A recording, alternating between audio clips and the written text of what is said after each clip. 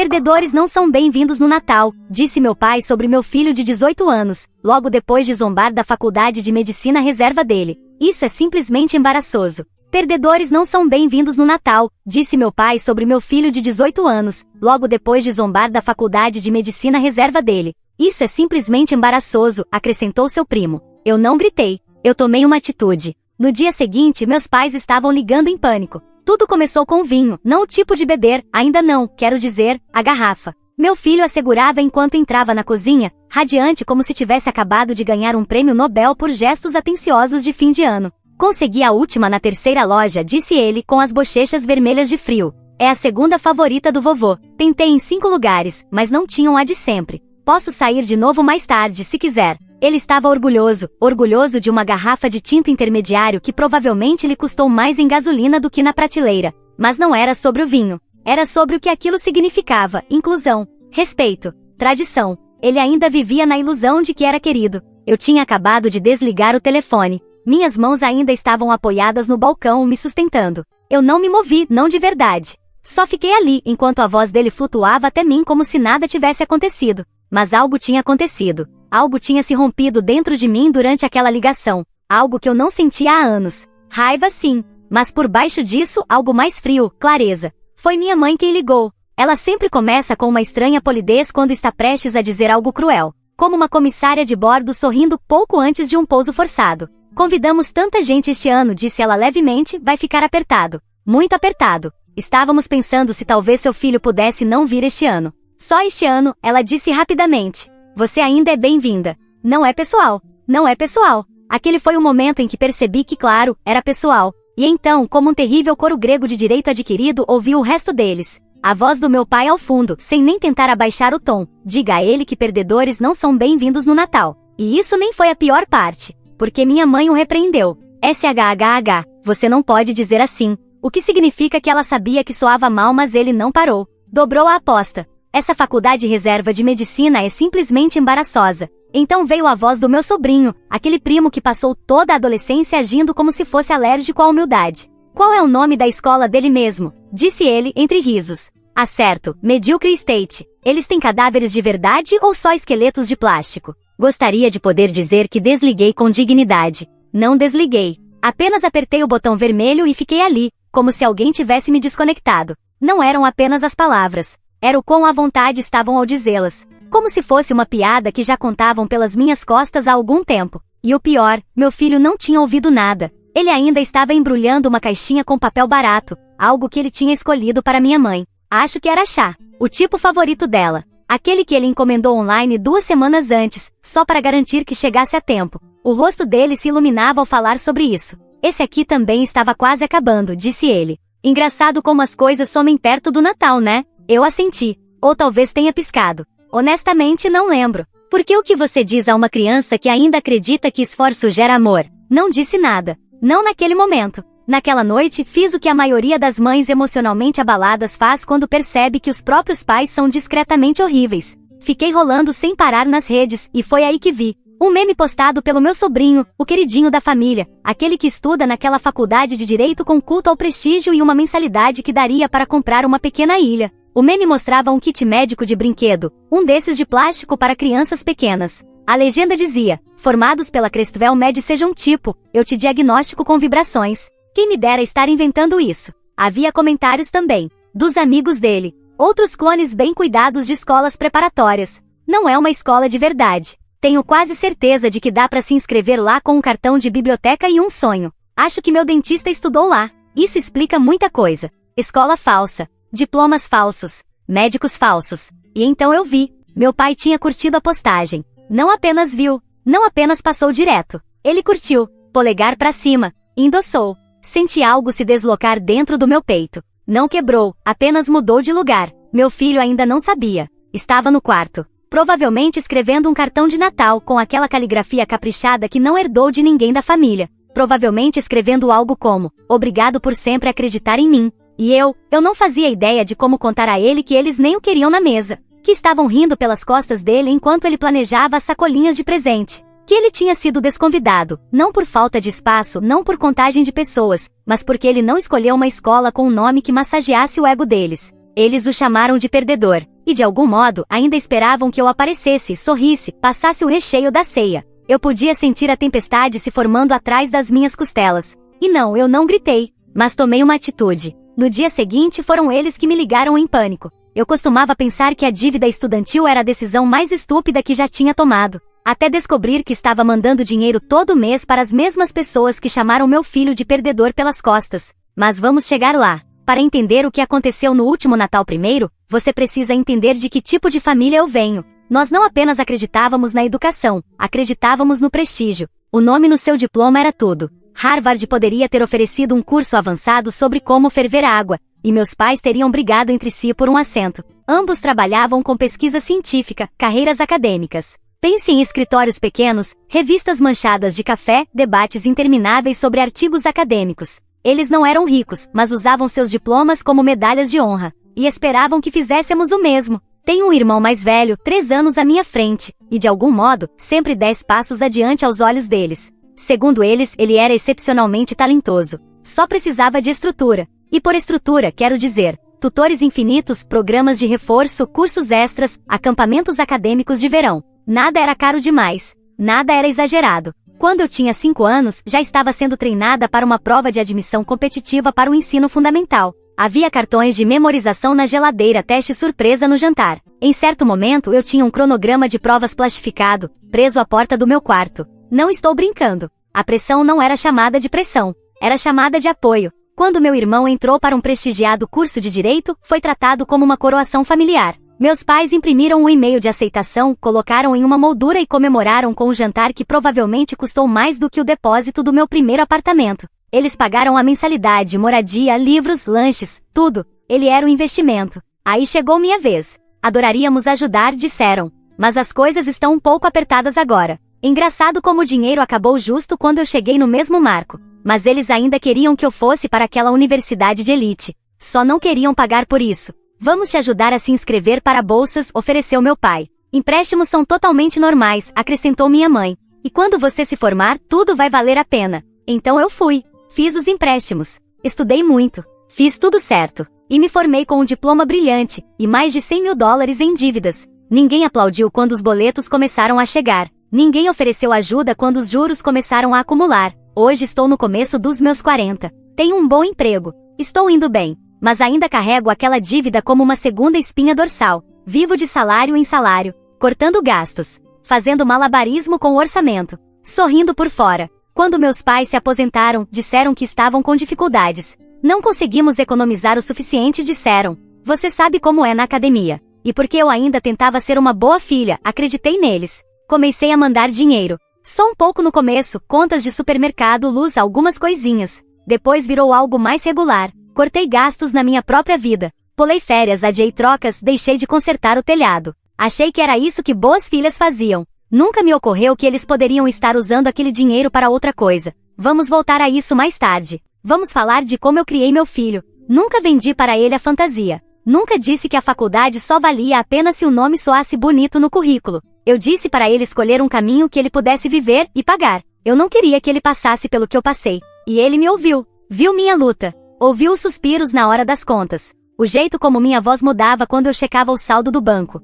Ele nunca disse muito, mas sei que ele percebeu. Então, quando chegou a hora de decidir sobre a faculdade, ele fez sua própria escolha, tranquila. Passou em uma universidade famosa, uma escola que teria feito meus pais enlouquecerem. Mas ele não contou a eles. Não queria a opinião deles. Não queria a pressão. Em vez disso, escolheu uma escola de medicina local. Não era top 10. Não era da Ivy League. Mas era sólida. Reputação confiável. Conseguiu uma bolsa parcial. Poderia morar em casa. Sem dívidas. Eu estava orgulhosa. Não apenas pela aprovação, mas pela sabedoria da decisão dele. Ele escolheu a paz, e não o prestígio. Mas para os meus pais essa decisão fez dele uma vergonha. Eles não conseguiam enxergar além da colocação no ranking. Não conseguiam ouvir a lógica por causa do som de seus próprios egos se estilhaçando. Não deveria ter me surpreendido, não quando se observa como tratam o filho do meu irmão. Apenas 1 ano mais velho que o meu. Está seguindo os passos do pai. Faculdade de Direito. Nome de peso. Preço alto. Ele não trabalha. Não precisa. Meu irmão e a esposa pagaram por escola particular, preparatório, mensalidades. Tudo. Ele é convencido, arrogante e francamente desagradável. Mas para os meus pais, ele é um neto de ouro. Eles postam sobre ele online. Legendas longas. Atualizações orgulhosas. Chamam-no de a próxima grandemente. Meu filho, eles mal mencionam. Talvez uma frase jogada ao vento, se eu for a primeira a trazê-lo à conversa. Todo ano meus pais organizam o jantar de Natal. É sempre o mesmo grupo, família, velhos amigos, colegas acadêmicos que viraram amigos da família. É tradição. E ao longo dos anos, eu me aproximei de muitos deles. Meu filho também. Eles não eram apenas convidados dos meus pais, eram nossos. Ele cresceu sentado àquela mesa, chamando-os de tia e tio, mesmo sem laços de sangue. Eles iam aos concertos dele, mandavam cartões de aniversário, perguntavam sobre a escola. Ele se sentia conhecido. Ele se sentia amado. Então, quando minha mãe ligou e disse que não havia espaço para ele este ano, não soou como logística. Soou como rejeição. E quando ouvi meu pai ao fundo chamá-lo de perdedor, soou como traição. Eu costumava pensar que o pior erro que cometi foi me endividar por um diploma. Mas talvez tenha sido acreditar, depois de todos esses anos, que meus pais poderiam mudar. Não dormi muito naquela noite. Não porque eu estivesse triste. Nem mesmo porque estivesse com raiva. Eu já tinha passado por essas saídas emocionais horas antes. O que senti agora era algo mais frio, mais cortante. Como vidro se movendo sob os pés. Passei anos caminhando naquela corda bamba entre obediência e dignidade. Mas isso me empurrou. Enquanto isso, meu filho estava na sala estudando.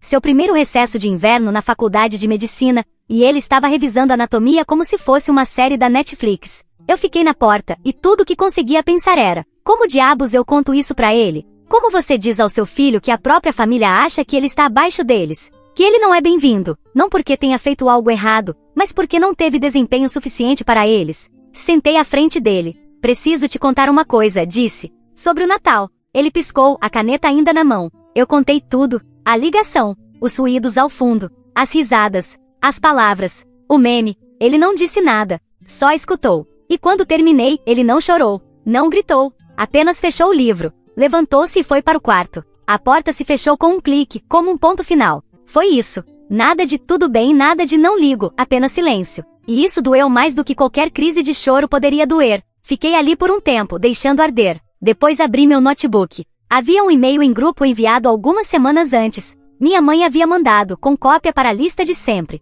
O assunto era jantar de Natal, por favor confirmar alergias. Havia um vegano, alguém alérgico a avelãs, outro que evitava glúten. Releio a lista. Todos os 18 nomes. Eu conhecia cada um deles. Metade eram pessoas que chamei de tia e tio durante a infância, mesmo sem serem parentes de verdade. Os outros eram amigos de longa data da família. Gente que me conhecia desde adolescente, que gostava do meu filho, que mandava livros quando ele era pequeno, cartões presente de $10 do Starbucks nos aniversários. Eles não eram as pessoas dos meus pais, eram as nossas. Então peguei o telefone. Não fiz discurso, não pedi apoio, apenas liguei, um por um.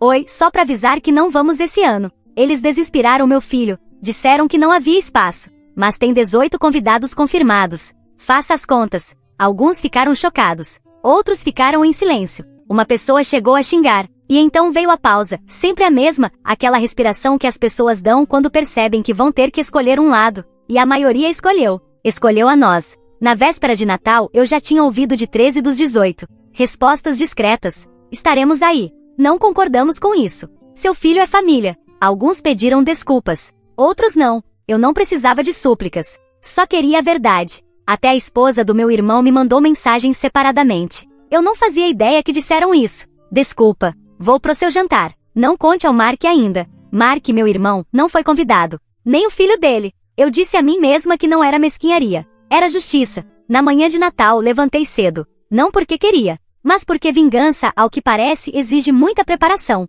Eu assei, reguei, dobrei guardanapos com mais rancor do que qualquer aula de origami jamais previu. Meu filho ficou quieto a maior parte do dia. Se ofereceu para ajudar, mas eu dispensei. Acho que ele sabia que eu precisava disso mais do que ele. Às 5 da tarde, a casa estava cheia. A mesa gemia com tanta comida. As luzes estavam aconchegantes. A árvore brilhava como se estivesse por dentro do segredo. As pessoas chegaram com vinho, com presentes, com abraços que duravam um segundo a mais. Disseram ao meu filho que estavam orgulhosos. Que entrar em medicina era uma conquista, não importava o CEP. Disseram que lembravam do projeto de feira de ciências no 3º ano, o do vulcão que explodia, com os óculos de segurança. Fizeram ele rir. Fizeram ele se sentir visto. E então meu telefone tocou. Olhei para o identificador de chamadas. Claro, saí para atender. Ar frio. Varanda silenciosa. Minhas mãos ainda estavam engorduradas por cortar o peru. O que você fez? Ela disparou. Sem oi. Sem gentileza. Só fúria. O que diabos você disse pra eles?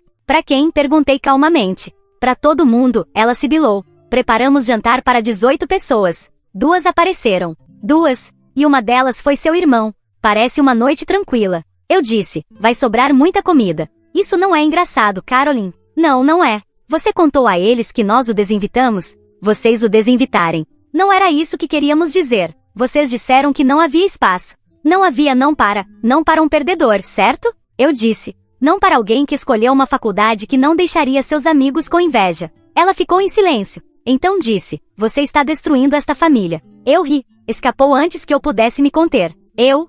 Estou destruindo a família? Repeti. Foi você quem disse ao seu neto para ficar em casa no Natal porque ele não era bom o suficiente. Nós não dissemos, sim, vocês disseram. Eu desliguei. Sem drama. Sem raiva. Apenas finalizei. Lá dentro, a sala estava barulhenta e acolhedora. Alguém tinha tirado um jogo de tabuleiro. Outro estava repondo vinho. Meu filho estava no sofá, rindo com uma mulher que costumava ser sua babá. Ele parecia bem. Estava bem. E pela primeira vez em muito tempo, eu também. Eu não levantei a voz. Não tive um ataque. Mas fiz questão de que eles me ouvissem mesmo assim. Quando o último convidado foi embora e eu terminei de esfregar o molho do fogão, a casa voltou a ficar silenciosa. Mas não era o mesmo silêncio de antes. Algo havia mudado permanentemente. Meu filho estava no andar de cima. Eu ouvia seus passos, talvez estivesse no telefone, talvez não. Ele não disse muito a noite toda. Sorriu, comeu, agradeceu a todos. Mas por baixo disso eu podia ver o ferimento, não sangrando mais, mas ainda aberto. Fiquei na pia com as mãos úmidas, olhando pela janela.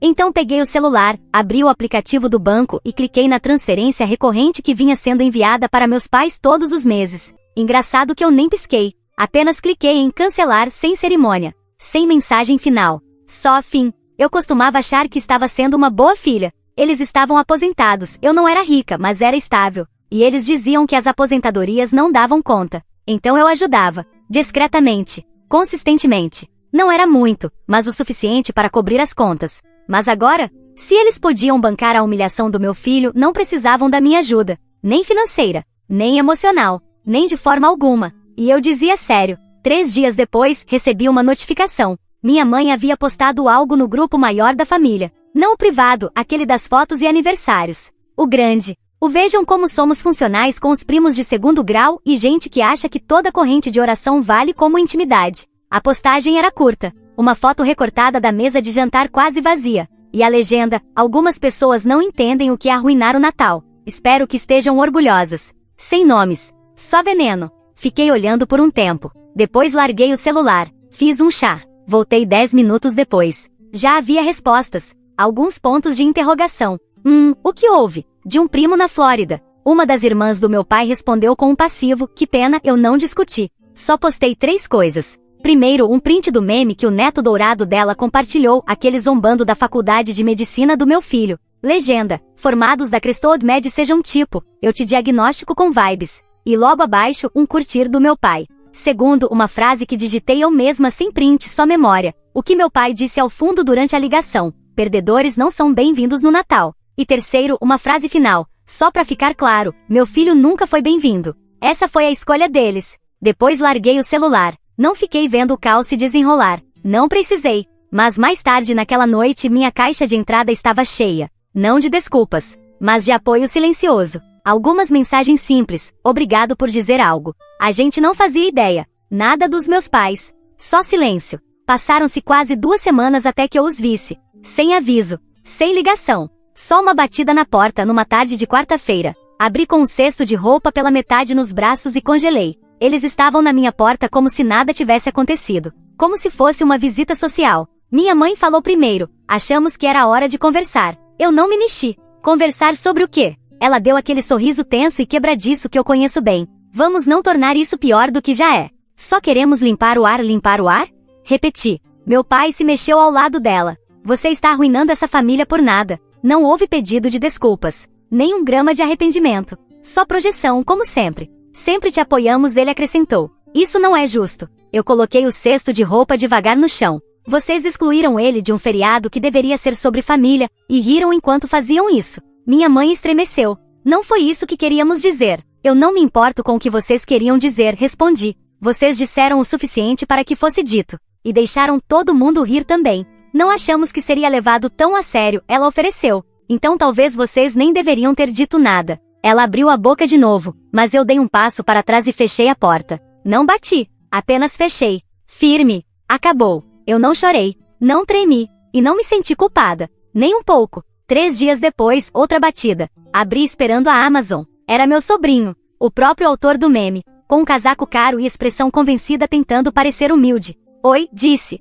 Podemos conversar? Encostei no batente da porta. Sobre o quê? Ele deu de ombros, envergonhado. Só sinto que as coisas saíram do controle. Não era pra chegar nesse ponto. Não era pra você zombar da faculdade do seu primo e chamá-lo de médico de mentira? Ele fez uma careta. Era uma piada. Achei que estava óbvio. Cruzei os braços. Se era tão óbvio, por que você está aqui agora? Ele hesitou, e então se entregou sem perceber. Porque eles estavam me ajudando financeiramente, sabe? Então, se você cortou, fiquei olhando. Espera, disse devagar. Você quer dizer, o dinheiro, a ajuda que eu achava que estava sustentando eles. Ele hesitou. Estava indo pra você? Ele não respondeu. Não precisava. Senti o calor subir no peito. Mas não explode. Não precisei. Você acha que isso era entre você e eles, disse. Mas eles usaram minha ajuda para sustentar o seu ego e humilhar meu filho com isso. Eu não pedi esse dinheiro, ele murmurou. Mas com certeza gastou, né? Ele não respondeu. Atrás de mim, ouvi meu filho se mexendo na cozinha. Não queria que ele viesse até a porta.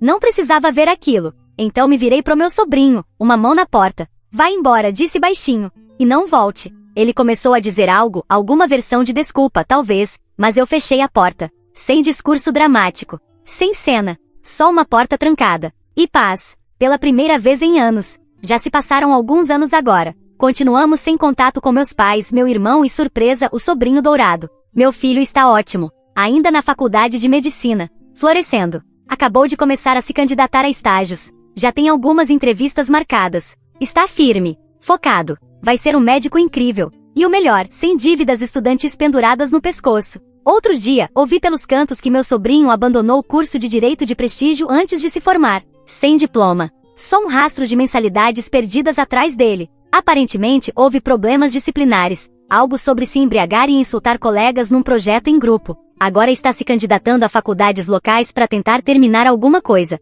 Não a mesma que meu filho frequenta, claro. Nem ele teria essa cara de pau. Essa é algumas posições abaixo no ranking. Não sei o que o quebrou. Nem sei se preciso saber. Mas às vezes me pergunto, fui mesquinha demais naquele Natal? Terá sido demais refazer toda a lista de convidados? Ou foi exatamente o suficiente? Me diga nos comentários. E se ainda não fez, se inscreve e ativa o sininho.